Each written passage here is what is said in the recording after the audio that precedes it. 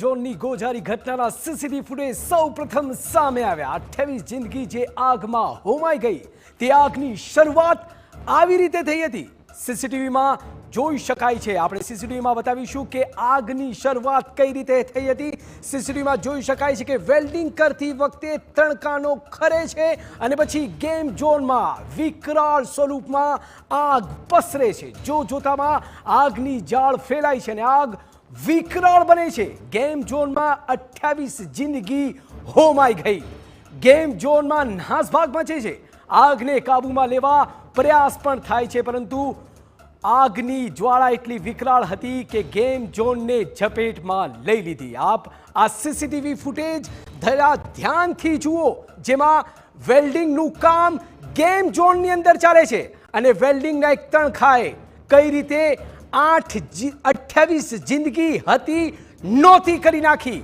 આ એ ઘટના છે કે જ્યાં ખરેખર વેલ્ડિંગનું કામ ચાલતું હતું। શનિવાર હતું, વેકેશન હતું અને શનિવારના રોજ ગેમ ઝોનમાં વેલ્ડિંગનું કામ ચાલતું હતું। આ વિશે વધુ માહિતી મેળવે અમારા સંવાદદાતા મોહિત ભટ્ટ। જી મોહિત, શું છે સમગ્ર માહિતી?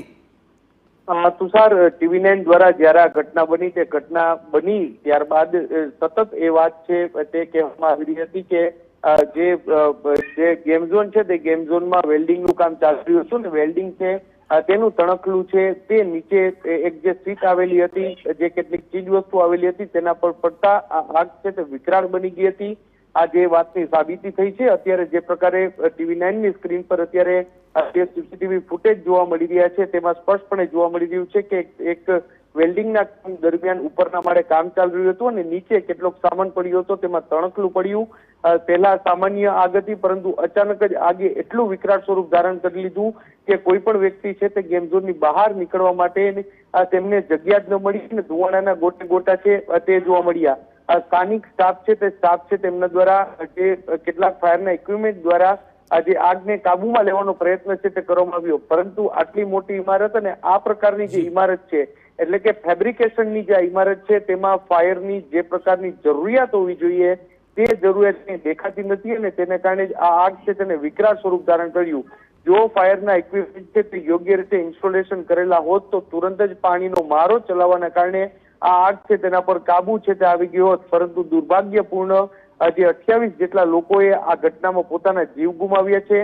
હવે જ્યારે સીસીટીવી ફૂટેજ સામે આવી છે ત્યારે દૂધનું દૂધ અને પાણીનું પાણી થઈ ગયું છે અને જે પ્રકારે જે ગેમ ઝોન છે તેના સંચાલકોની જે બેદરકારી છે, કારણ કે એક તરફ ગેમ ઝોન ચાલી રહ્યો હતો અને બીજી તરફ આ પ્રકારનું સમારકામ છે તે કરવામાં આવી રહ્યું છે અને એ પણ જોખમી સમારકામ કરવામાં આવી રહ્યું હતું, તે ખૂબ જ ગંભીર પ્રકારની બાબત છે। સમગ્ર મામલે સીટ છે તેના દ્વારા તપાસ છે તે શરૂ કરવામાં આવી છે અને તમામ પુરાવો છે તે એકત્ર કરવામાં આવ્યા છે। જોવાનું છે કે હવે સમગ્ર મામલે આગળની કાર્યવાહી છે તે કયા પ્રકારની રહેશે। FSL પણ આ જે આગ લાગવાનું જે કારણ છે તે અંગે પોતાનો અભ્યાસ છે તે કરી રહી છે ને FSL નો રિપોર્ટ આવ્યા બાદ હજુ પણ કાયદાકીય રીતે આગળ કાર્યવાહી છે તે જરૂરથી કરવામાં આવશે। જી મોહિત, સમગ્ર માહિતી આપવા બદલ આભાર। તો આપણે જણાવી દઈએ કે આ દૂધનું દૂધ અને પાણીનું પાણી થયું છે કે આગની શરૂઆત ક્યાંથી થઈ। આમાં સંચાલકોની બેદરકારી છતી થાય છે। વેકેશન, શનિવાર, લોકોની ભીડ અને ત્યાં ચાલતું વેલ્ડિંગનું કામ।